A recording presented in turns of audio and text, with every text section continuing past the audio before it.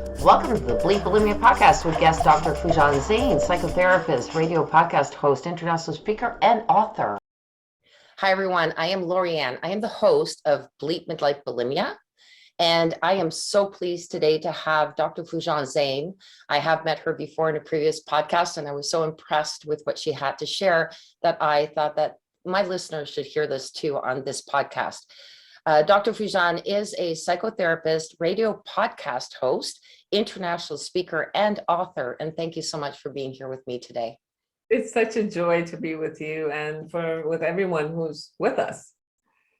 So I'm going to start off with, I was really interested with your awareness integration. Can you tell us a little bit about yourself and then also move on to letting us know how you created this? Of course, I've been a therapist and a life coach for about 30 years. So I've kind of simultaneously studied and experimented and experienced with the psychotherapy world, and then, kind of like self-growth world as move and spiritual world, like all three of them kind of moving forward. And as I learned different theories and different experiences, and I brought them into the room with my clients, I saw like each one of them had a best of something, but was missing another part. So I took all the best of what I knew and was working with my client, and then created a solid kind of theory and intervention, which it comes to the place of looking and becoming aware first of ourselves and the processes that happen within us simultaneously. So the same way, we're breathing and our lungs are working at the same time that our heart is working, and the same time our different organs are working. When it comes to our mind, there's a certain processes that are happening simultaneously, which are the thought process, which holds all the beliefs, formulas, what ifs that we create, the kind of like the story of the world and the story of ourselves that we have, the outlook that we have about life and who we are. So that thought process is always there. Side by side are our emotions, like the original, the ones we're born with, and it's like instinctual emotions. And then the ones that are kind of based on the thought. And if you change the thought, the emotions, the feelings also change. And then it's our physical body that is, all of the thought and emotions affects, and their physical body is also the venue that we experience emotions in. Like you really feel sadness or like feel anger, or anxiety.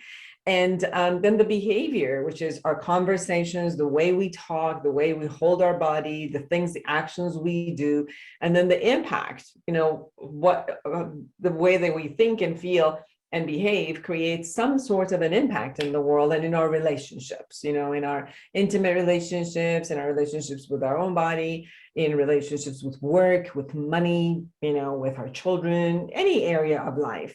It's really how we come across. And then simultaneously, we have a way that we also presume and assume all the time. We live in this world of assumptions of how are you going to think of me? Like, how do you feel about me? What are you doing to me? How are you behaving toward me?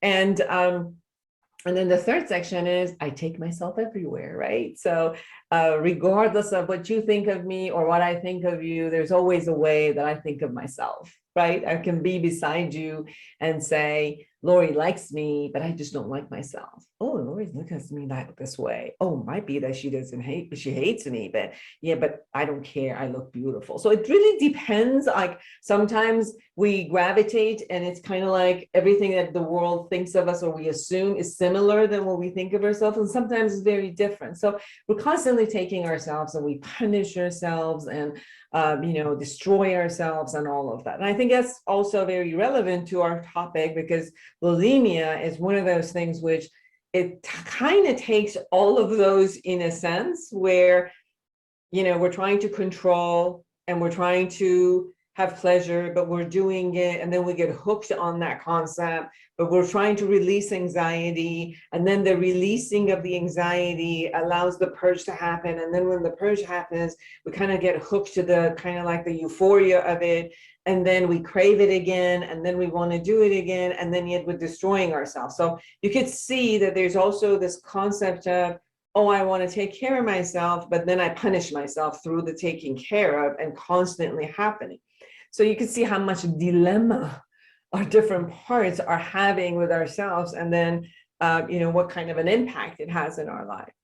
And then we go through where does, looking and observing this, then we can see maybe there are different things that show up from the past that are still running the show.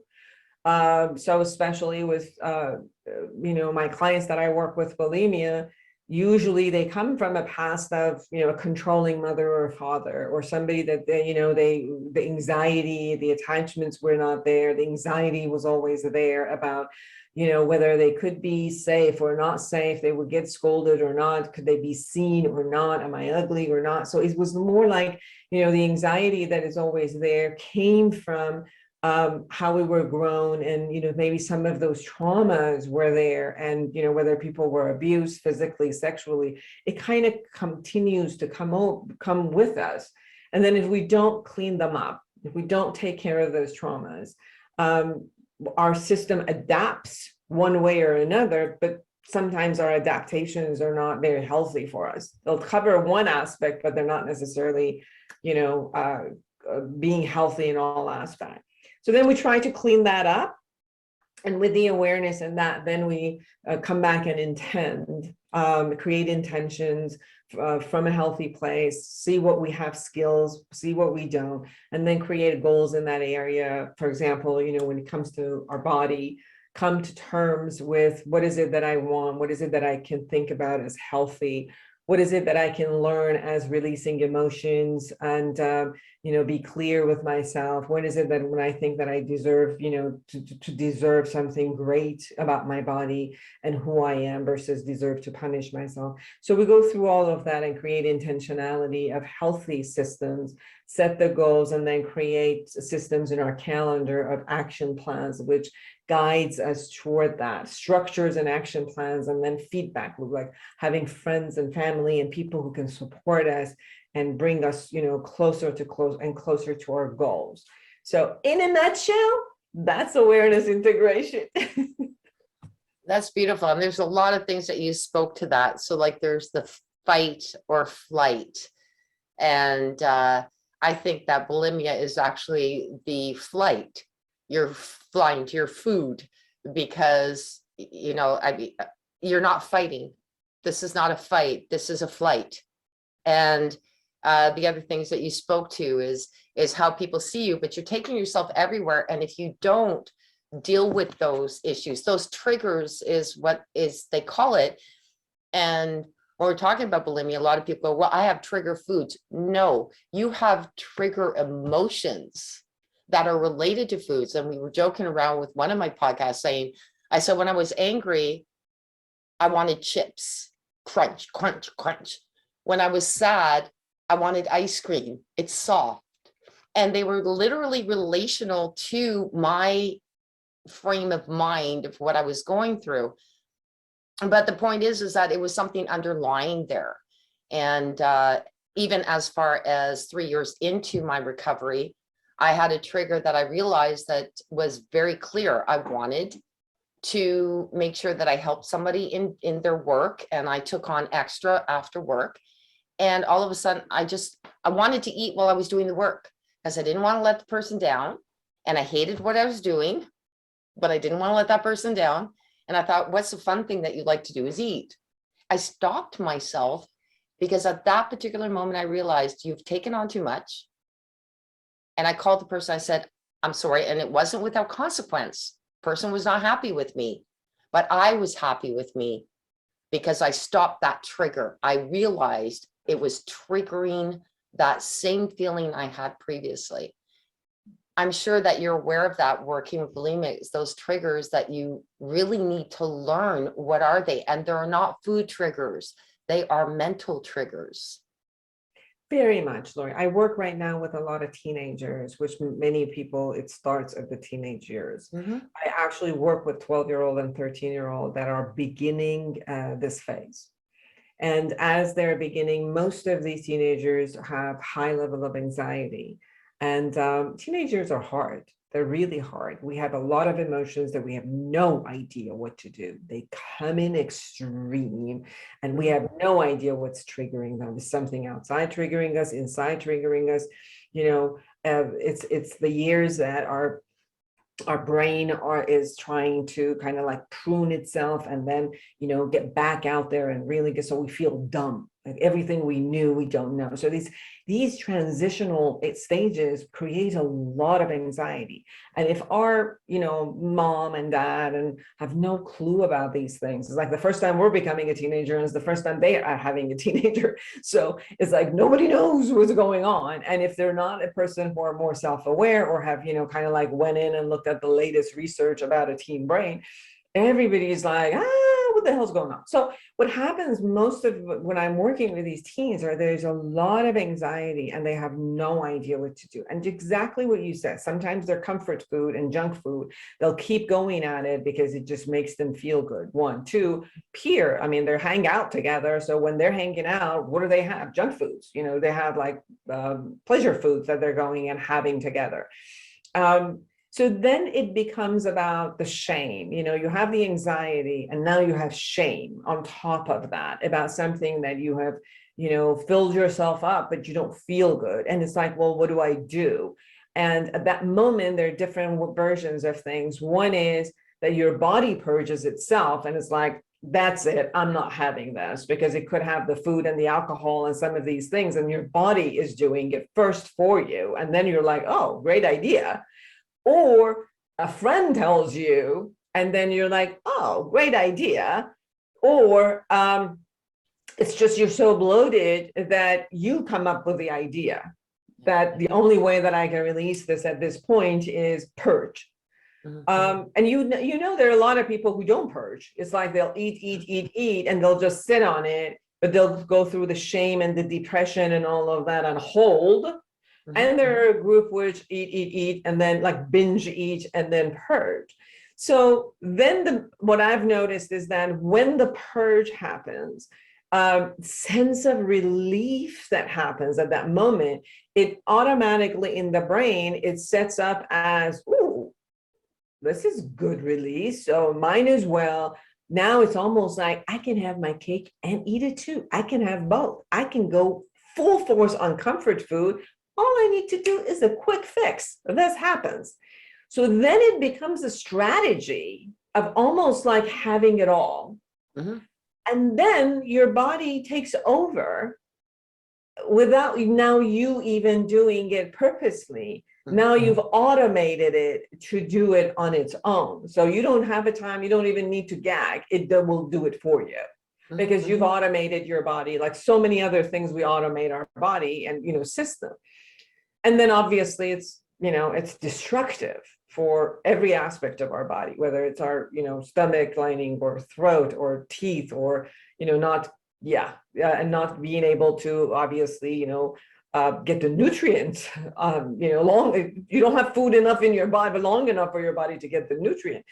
So the malnutrition is part of it. And then the shame shows up again. And then now it turns into, so one part of you has imagined this as pleasure seeking, it has release technique, and now then you have the shame, and then now it goes into a coping mechanism over the shame. So it just loops over and over and over again in a system that becomes very confused because each part of us registers this as a different concept in our head. Does that make sense? It totally makes sense. And it is a vicious sort of circle is what basically you're coming around to. To the control, I mean, I think that we were disciplined, and yet, my friends were bulimic, and why did so they were saying, if you have controlling parents, my parents were disciplinarians. Wouldn't say so much controlling, but I was also an empath and I was very submissive. And I don't think it has to do with my parents. It's my reaction to how my parents disciplined me, because that was it innate in me to fear conflict, to fear making anyone, not just my parents, but anyone angry that for something that I didn't do right from the time I was a kid. It's something that I don't think, and we talked about this in our other podcast, is teaching children how to deal with those emotions, early in life so that you don't hit 16, 17 and not know how to get to the next step. And then they're all saying, well, it's your parents, they're controlling, they're this and that. No, it's my reaction to my parents being disciplined. I have 3 sisters and they weren't bulimic and I was. That was my reaction to my parents being that way. So I do understand like that there is some studies on that, but I don't want to displace the fact that parents have done the best that they could. And really, for the most part, I know you understand that there are some that, yes, there is the abuse, there is the other thing, but when it comes to my parents, they weren't abusive. They, yes, we got disciplined the same way. I mean, I'm going to be 59 in a couple of weeks. So, you know, it was a typical thing in school that you got, you know, the ruler on your hand or a strap on your butt or whatever. That was the way we grew up, but it was how to deal with that. Well, there's a difference between a disciplinarian parent and a controlling parent. Yes. So definitely, you know, children do need discipline and they do need structures and all of that. The controlling parent, when we call it as a controlling parent, it has to do more with, it is beyond discipline, is controlling every single move that a child has, that it has to be to the parent's liking and not allowing the child to explore themselves as a human being. So you don't have the right to be any other human being versus what I tell you to be. So that becomes controlling, not disciplinary. Yeah. Disciplinary is more like the rights and wrongs, and you know, we're going to create structures for you to gain that momentum. But there's something that you're saying that I think is very important here to distinguish. One aspect of it is, regardless of what happens in the world, their studies show that you make up your own world out of whatever the world is. So what your reality is always something you made up, because you could go into war and come back and not have trauma, and you can go to war and have trauma. So that is absolutely accurate in what you're saying of how we make the world be. And this is where I was also sharing with you with the awareness integration, is that we have a thought process, we have a view, we create all of this world for ourselves. So absolutely right. There's also this other aspect of when parents are listening to us, I think they also need to get that, although you're doing the best that you know, but the best that you know is only something that you got also from your own parents, and the whole world is upgrading. And you do have studies and upgrading and all of that. And it's important for any parent to also take responsibility about getting themselves educated before they have children, while they're having children, to see what the effect, how of their disciplining or, you know, their love or control and all of that will impact their children. So it's more of, it's not like all parents are great, the child just becomes weird in the way they figure stuff. No, it's a combination of the environment together. So I wanted to, based on what you were saying, is exactly, we don't want to say, you know, it's all parents' fault and you were just a victim of it. No, they did what they could do and you made the best out of what it was and figured it out. But as we're trying to educate people, is like the same way you need to, if you are bulimic or if you know have any other condition, to be responsible about how you made this to your body, what you're doing and how you're creating this and how you can, you know, shift it. But if there's any parents, to also know that your behavior has ramifications. Your behavior will create something, will also have an impact in your children. So the more that you are aware, the more that you will be apt to learn the skills of creating healthy people for the healthy society. Now, here's a good question for you, because I have a few clients, and there's one, her mother is, and she was on our podcast. I was really proud of her. She is still struggling. She is not so much a binger, but she is a purger. So there's so many different categories, but still in that. And she said she wants her mother to go to the doctor with her every time she goes, because her mother's going to be honest.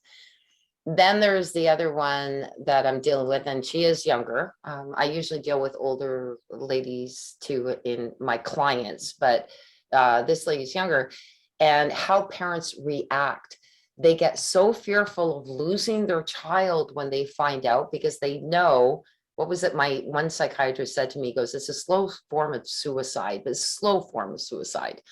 And he said, and yet, however, it might have saved you from doing a quick suicide.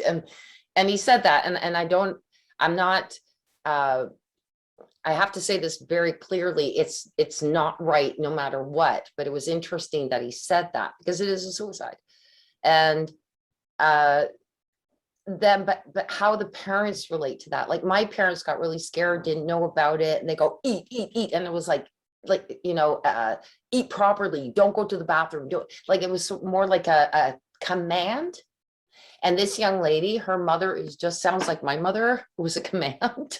You can't do this. Instead of looking, and I sent her some information because I did write the book about how, parents and how to deal with it. I think parents need to be educated when they find out that their child, and it doesn't matter whether it's a teenage child or their 40-year-old child, how to respond is so important. The first thing I ask the parent, and I do work with the parents right now of a couple of people who are suffering from bulimia, it's handle your own anxiety, because your own anxiety is, and when we look at the patterns of these families, it's like the anxiety was so high, maybe the marriage wasn't working and the anxiety was so high that sometimes, the mother, all they did was just concentrate on the children and not dealt with their own relationship and, intimacy issues or whatever was happening. So it was more like, okay, handle your own anxiety, because the more that the parents, especially of, children who are growing up and the teenagers and young adults who are still at home, the more that the parents are actually looking at making their own life better, communicate clearly, be empathizing, take responsibility for what you have done or not done, or you didn't know. And that's all. It's just take responsibility for it. This is not a blame game. This is not like, like that. It's just like, I get it. I get it that, I did this and this is how it impacted you. And I'm sorry that that happened. And how could I be here for you? And it's this concept of there's nothing wrong with you. It's just that obviously there's something here that is, you think it's working, but we see it's not. And then let's just, then let's find another way of working through it. And I've watched parents who also are willing to get trained by the therapist or by the outpatient programs or the residential programs. It's also a weight off their shoulder, because every normal parent in the world feels guilty. Mm-hmm. Yeah, you wouldn't be a parent if you didn't feel guilty, for goodness sakes. Like that's just... Yeah, and it's like, take this off your shoulder so that you can be there for the person who's there. Plus that I think that, behavioral spaces and therapy teaches them what to do. As the person goes through this and the family system goes through this, there are changes that happen in the whole system, the kitchen, the refrigerator, how they dialogue with each other, how they sit down together and eat and feel fulfilled versus, always having the shame around and fear around, how much the person is eating, and without even saying they're watching. And then the person wants to go to the, just go to their room or to bathroom before regular stuff. Yeah.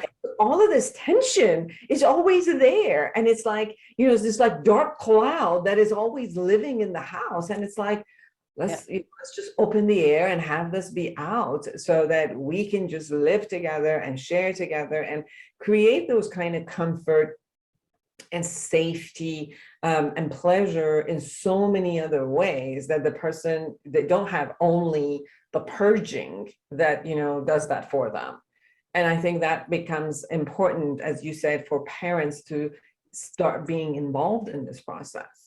I highly believe that. I highly believe that. And I think it's a fear factor for the parents when they find out. And if they don't know, remember, mine was in the 1980s. There really wasn't much out there. My mother's kind of cute. She's 86 and she's asking me questions about it now. She goes, what happened? Why did you do that? And, in a softer mode. But these are the things, because there's so much more social media out there. My mother is understanding more, but back then there wasn't. So there's a fear factor. Acceptance is really important, as you know, and to say, we don't want you to do this, but we love you anyway, and we're here for you. In any aspect, it's not just bulimia. It's if somebody is going through depression or going through suicidal tendencies or whatever the case, people need to know that they're loved and there's somebody that can be there. What you said earlier, the support. It's so important. And I love that those are all things that your program speaks to, and integrating everything, because I do agree with you. I mean, there's that, reward system in the brain that goes, ooh, you're rewarded. I had a sister-in-law, she was about 400 pounds. And strangely enough, I always say this, I could actually relate to her more than I could an anorexic. Because I was a binger. The only difference between her being the binger and me being the binger is that I got rid of it. And funny enough that you talked about the having your cake and eating it too. It's exactly what my girlfriend told me when she said, I said, how did you lose all this weight? I heard you were really heavy. And then she goes, I can teach you how to have your cake and eat it too. She used those exact words. So my book is called How to Have Your Cake and Not Eat It All Too. So it's like, just have it. Don't eat it all. Speaking of books, please tell us about yours. Sure. Before that, you're absolutely right. The dynamic. I know both of anorexia and bulimia falls under the eating disorders, but they're very, very different. The anorexia is about control of every aspect, and it's about a body dysmorphic concept, because they look at themselves in the in the mirror and they look fat to themselves, while to the rest of us they're just bones. And it's really about control. Like, I'm going to control my body. Bulimia, they're not intending to control their body. It's an emotional concept of, give me comfort. Ooh, it's no longer comfortable. Let's purge. Okay, now I'm comfortable. Ooh, I'm uncomfortable. Give me food. I want comfort. Ooh, I'm uncomfortable. Let's purge. So it's kind of, it's this piece of dealing with the emotions and constantly kind of doing something about the emotion.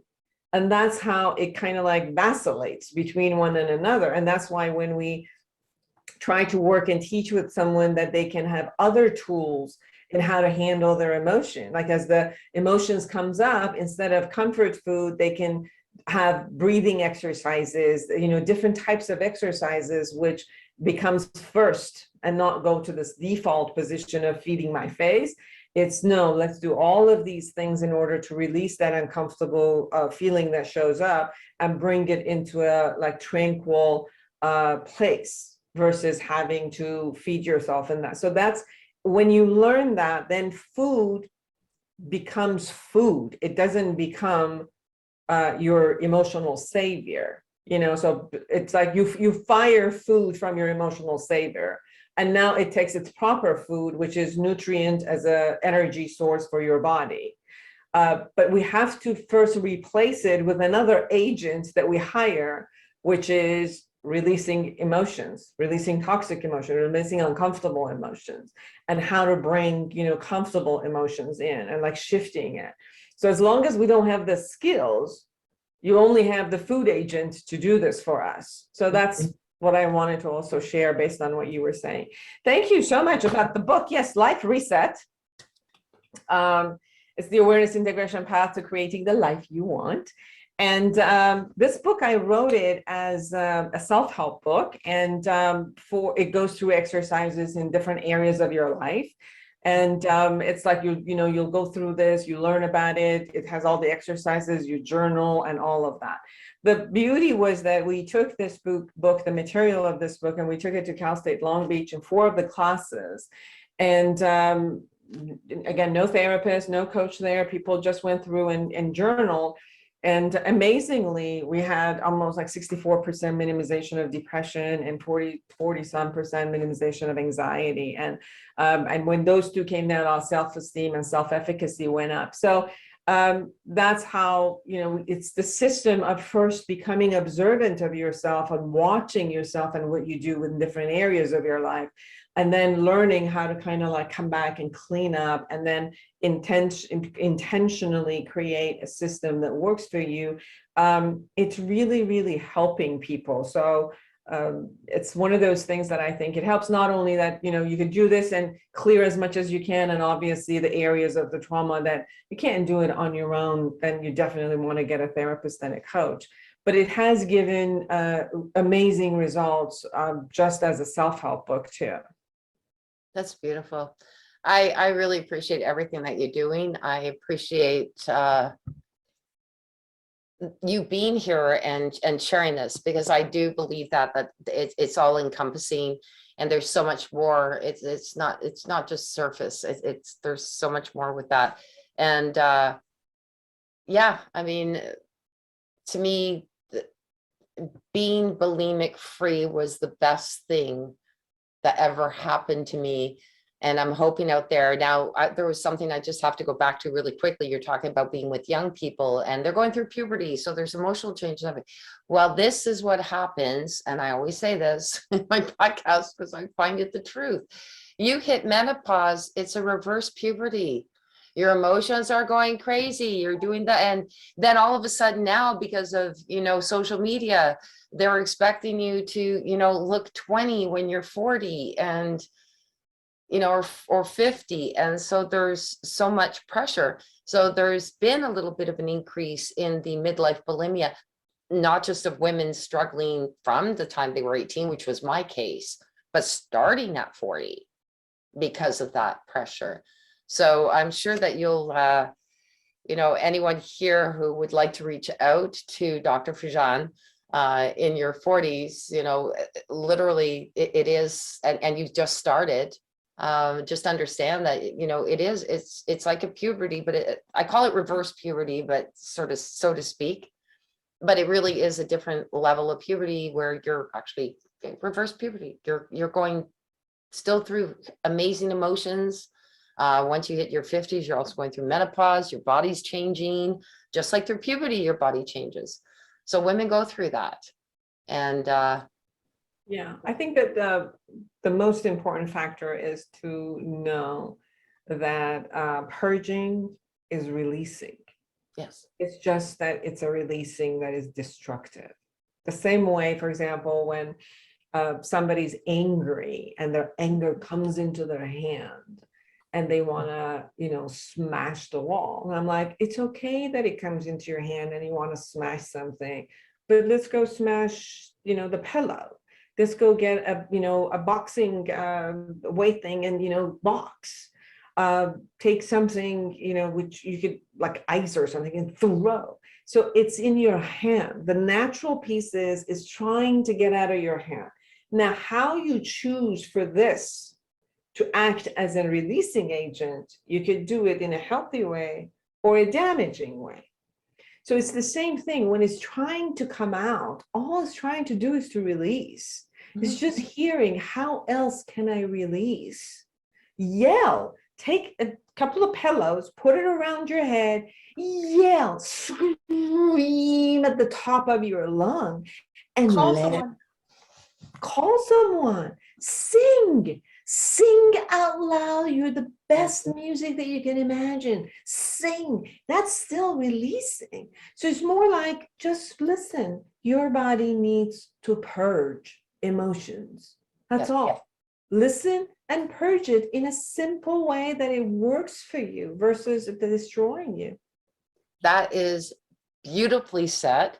Love that as our ending of this wonderful podcast. But before we go, please do tell our listeners where they can find you, Dr. Foojan. Thank you. Foojan.com, Foojan.com, and all of the social medias. I probably am on Dr. Foojan Zeine, and even my YouTube channel. So all of that they can find from Foojan.com.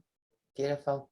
Again, really appreciate that. I just love that last message. So please, people, reach out. Anyone out there who's still struggling with bulimia, no matter what age you are, please, look into this. And I really appreciate Dr. Foojan. We have other podcast members. You have to find the right person, right? It has to be the right person and the right way that makes you comfortable.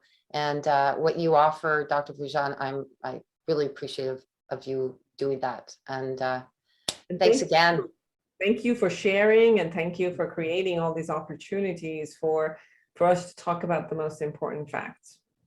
I agree. Have a great day. Take care. Thank you for listening to this episode. Be sure to visit me at bleepbulimia.com.